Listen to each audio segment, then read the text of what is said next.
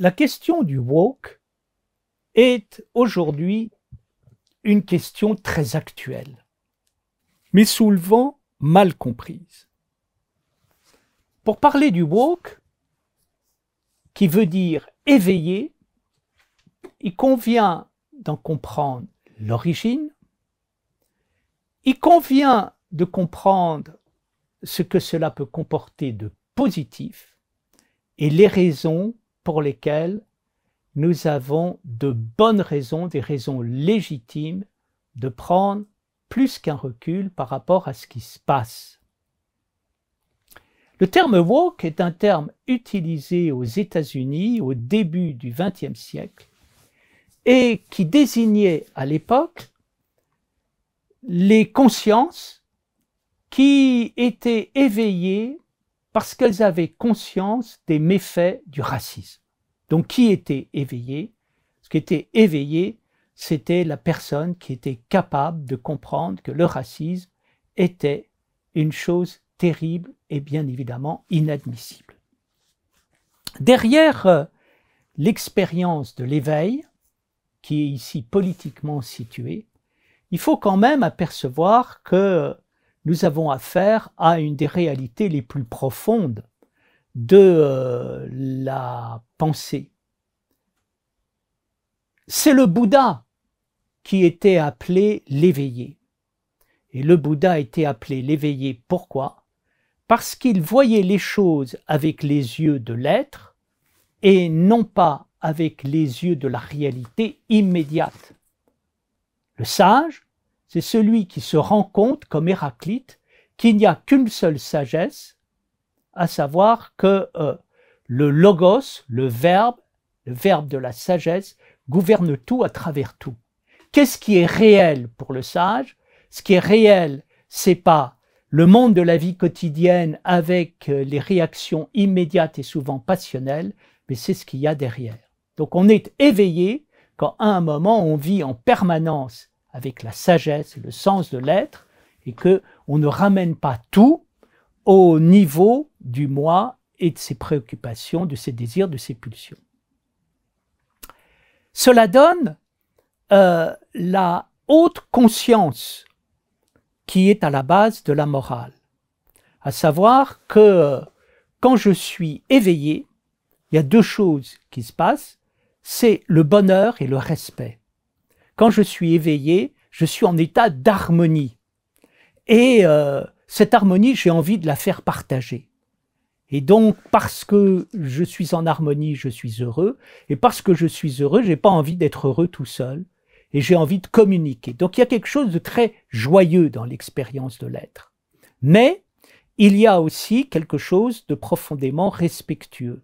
C'est-à-dire que le respect, c'est ce sentiment de distance, mais de distance légèrement craintive, qui fait que je vais être extrêmement attentif. Attention, la réalité dans laquelle nous sommes et nous vivons est quelque chose d'extraordinaire, d'exceptionnel, et il faut en prendre soin.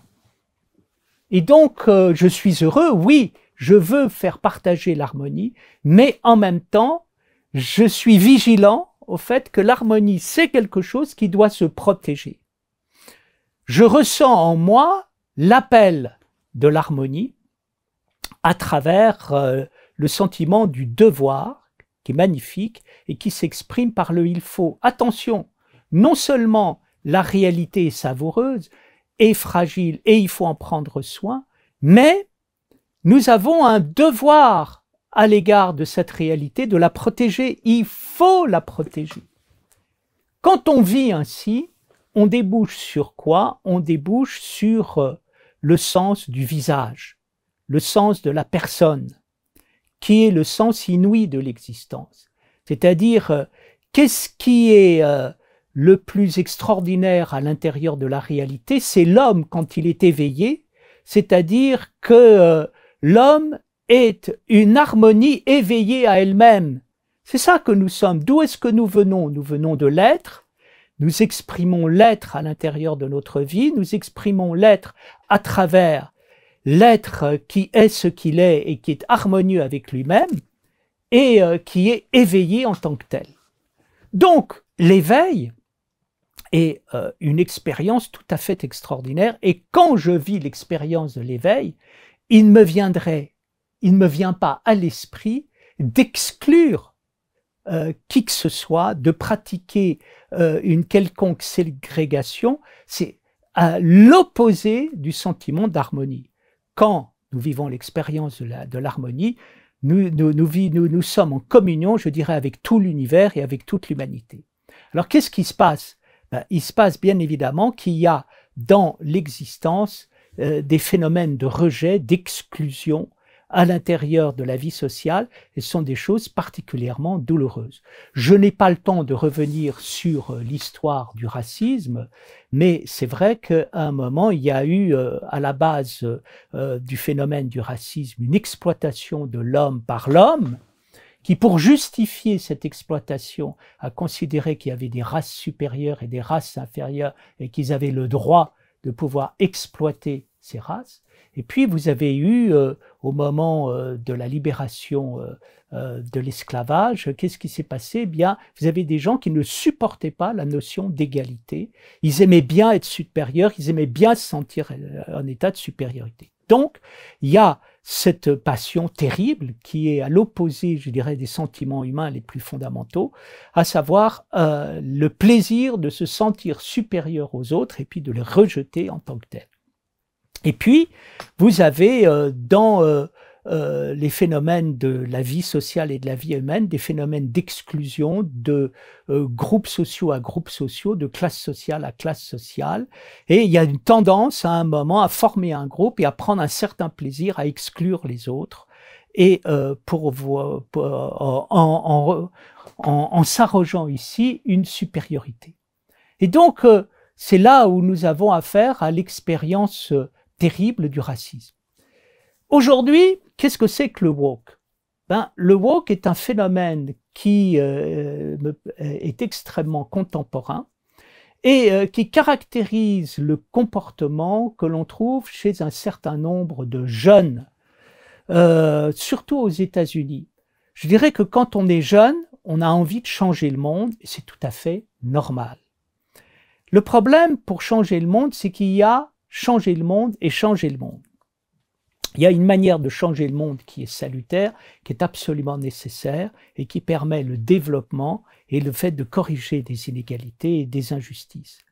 Et puis, il peut y avoir une manière naïve de changer le monde, c'est-à-dire nous allons changer le monde et nous allons régler immédiatement le problème du climat ou bien immédiatement le problème de la ségrégation et le problème de l'exclusion qu'il peut avoir dans les sociétés.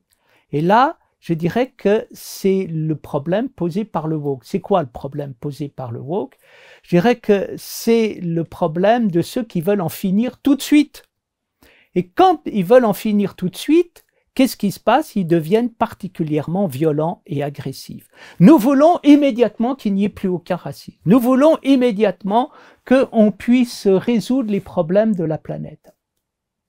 On ne peut pas le faire immédiatement. C'est regrettable. On aimerait pouvoir le faire immédiatement. Mais en voulant le résoudre immédiatement, qu'est-ce qui se passe? Il se passe ce qui se passe dans un certain nombre d'universités américaines, c'est que des jeunes se révoltent et font de véritables expéditions punitives à l'égard d'un certain nombre de personnes, ou bien à un moment jettent en pâture dans les réseaux sociaux le nom de tel ou tel professeur considéré comme n'étant pas assez ouvert et pas assez woke, et par là même on a affaire à, je dirais, une sorte d'agressivité détestable. Et donc ça c'est le problème, je dirais, de la pratique politique. Il faut du temps et il faut de l'analyse pour pouvoir résoudre les problèmes profonds et d'une manière durable. On aimerait pouvoir les résoudre tout de suite, mais on ne peut pas toujours le résoudre tout de suite. Alors, comment agir par rapport à ces phénomènes d'éveil? Bien, je pense que là, c'est là où on apprend à faire de la politique et on apprend à rentrer dans l'histoire. C'est-à-dire pour résoudre des problèmes de fond qui sont liés à l'exclusion et au rejet des autres, bien il faut un travail politique. et il faut un travail critique, c'est-à-dire il faut bien comprendre comment on en est arrivé là, quelles sont les représentations qui ont conduit à cela, et comment à un moment on peut changer sa manière de voir, sa manière d'être. Bien évidemment, pour arriver à une humanité réconciliée, il faut faire une révolution. Et cette révolution, c'est une révolution certes politique, parce qu'il y a des lois urgentes à prendre, mais c'est aussi une révolution intérieure. C'est-à-dire que tant que nous n'avons pas compris que nous sommes tous un, et nous vivons d'une manière une par rapport à l'humanité et par rapport à la planète, eh bien nous ne pouvons pas nous changer en profondeur. Et ça, c'est ça qui est intéressant, c'est-à-dire reprendre l'expérience des grands éveillés de l'humanité pour pouvoir effectivement pratiquer un éveil qui soit un éveil positif et non pas un éveil dans la terreur. Vous voyez, notre monde est marqué par le terrorisme. Et quelle est la caractéristique du terrorisme? Le terroriste, c'est celui qui trouve que les choses ne vont pas assez vite et donc il va frapper un grand coup en faisant un attentat. Tout d'un coup, qu'est-ce qui va se passer? Magiquement, le monde va changer. Et donc, c'est la fascination ici pour la révolte ou pour ce qu'on peut appeler le coup de gueule qui fait qu'à un moment, on croit que ça va changer les choses et c'est pas forcément ça qui change les choses. De temps à autre, je comprends très bien qu'à un moment, certaines colères soient légitimes, certaines révoltes soient légitimes. Néanmoins, il nous faut ramener la question de l'éveil à ses origines qui sont la sagesse.